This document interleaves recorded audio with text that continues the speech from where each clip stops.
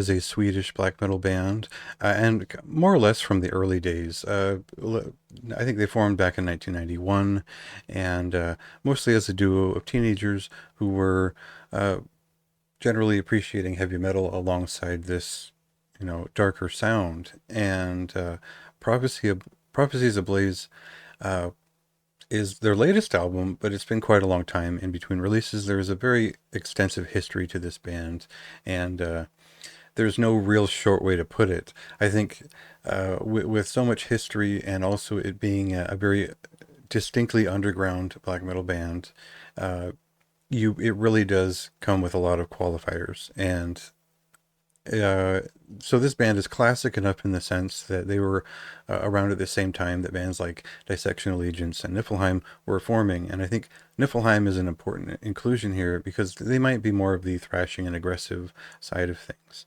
But they sort of came from a similar feeling and era where there was a bit of Celtic frost, and that was still a really important part of that early second wave, if you will.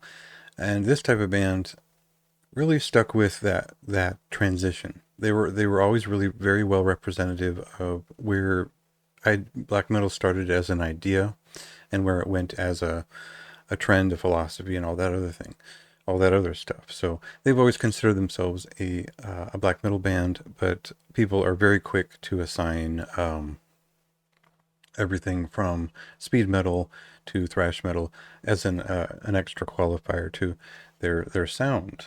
So um, yeah, I discovered this band quite a long time ago, just, internet searching for things. So you can read all about that in the review. What we'll do is we'll just get to a song here, and then I'll sort of add some context to this newer sound.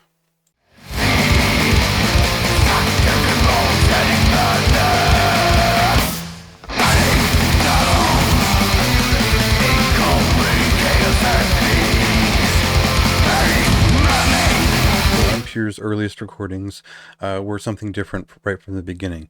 And when they reached their self-titled album, there was shenanigans on all of their earliest releases. It was just kind of some bullshit that kept them from really reading as maybe they should have. Bygones be bygones. We'll get past that. It was a slower, more deliberate sound with a little bit of death metal, a little bit of thrash metal, a little bit of speed metal. And basically, this was not necessarily a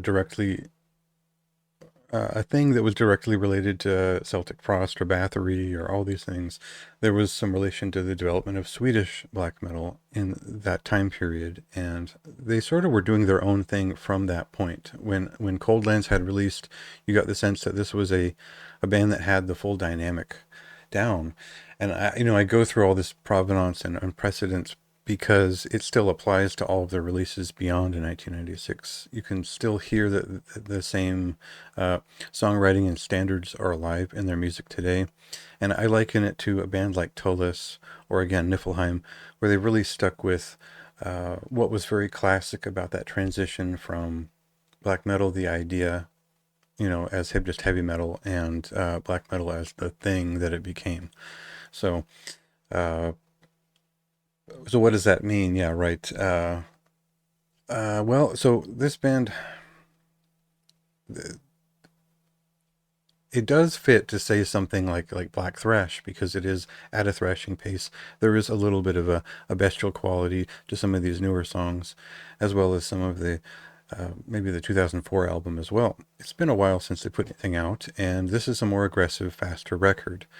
Prophecies Ablaze definitely picks up the pace in general. There is some of the early signature of the band here, but you'll find me, comparing some of these songs to like early Gospel of the Horns, even, or Disaster, because there is a bit of something classic in there while also speeding things up. So I know that's pretty vague, but it is the kind of band you're going to want to investigate if you're a fan of Swedish black metal. It is the other thing that you never knew about.